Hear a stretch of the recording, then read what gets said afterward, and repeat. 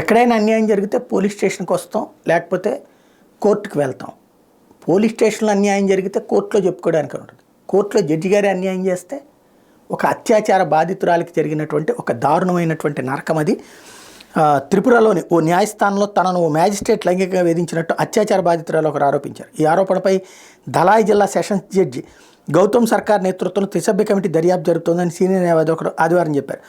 అత్యాచార ఘటనకు సంబంధించి స్టేట్మెంట్ ఇచ్చేందుకు ఈ నెల 16న Kamalapur first class judicial magistrate కార్యాలయంలోకి వెళ్లిన సమయంలో తాను లైంగిక వేధింపులకు గురైనట్టు బాధితురాలు పేర్కొన్నారు. ఈ మేరకు అదనపు జిల్లా సెషన్ జడ్జికి ఫిర్యాదు చేశారు.